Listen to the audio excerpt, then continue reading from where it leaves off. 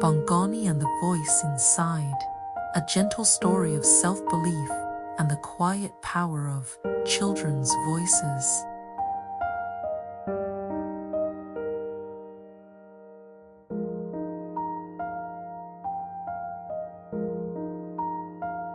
Presented by Literacy Story with Stella.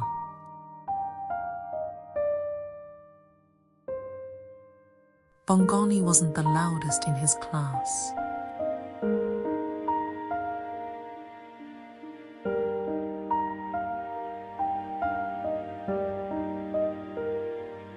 He didn't raise his hand much. He didn't finish first, but he always listened. His teacher, Miss Thandi, called him the noticer. "You hear what others miss," she said. "That's a gift, Bongani." But Bongani didn't feel gifted, especially not when it came to English. At home, Bongani spoke isiZulu with his grandmother.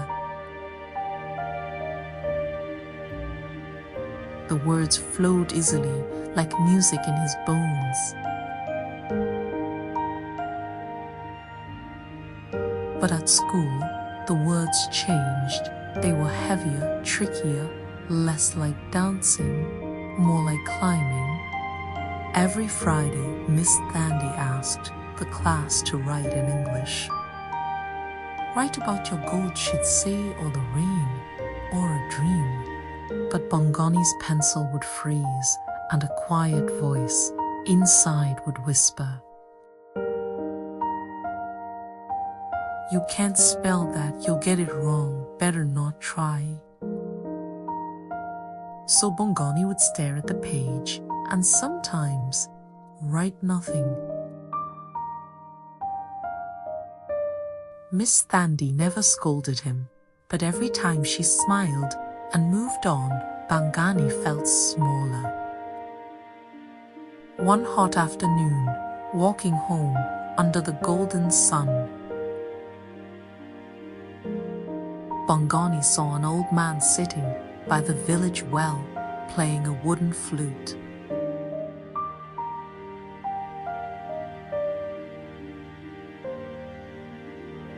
"You walk like someone carrying stones," the man said.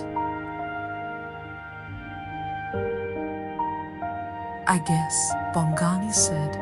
"Words are heavy sometimes." The man smiled. "I know. I've carried them too." His name was Uncle Temba, a retired teacher, a village storyteller, and something about his presence felt like shade on a hot day. The next week, Bongani passed by the well again and again.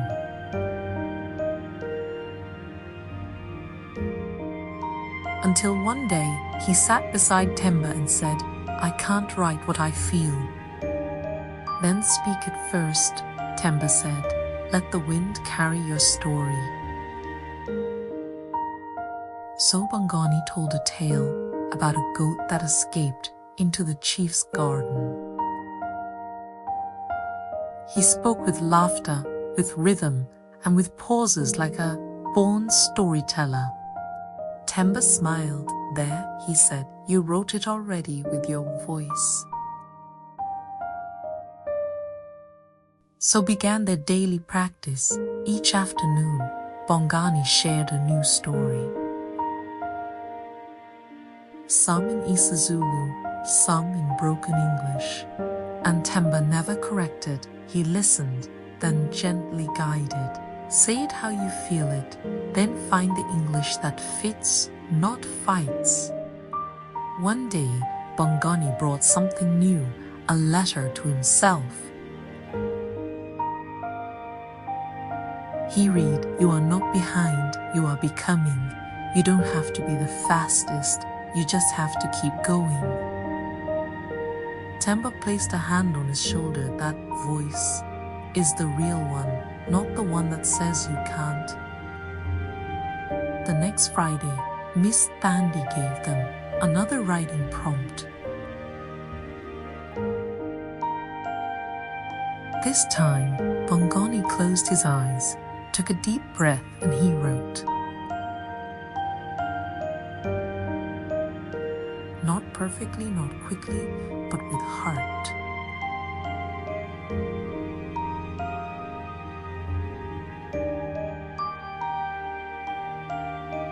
His story was called The Goat Who Dreamed of the Sky. It had misspellings, it wasn't neat, but it had voice and joy and truth. Miss Thandi read it twice, then wrote in red ink, Bongani, your voice is strong, thank you for sharing it. That day, Bongani walked home a little taller, not because the fear was gone, but because he had walked through it. And the voice inside didn't say you'll fail. It said you're learning, keep going, you belong here.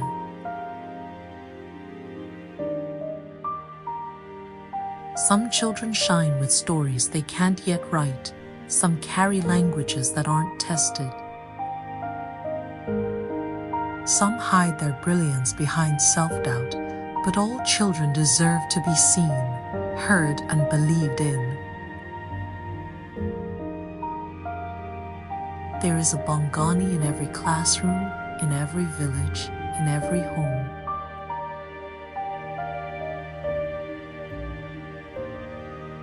Let's believe in the Bongani in every child. Let's raise readers with patience, joy, and love.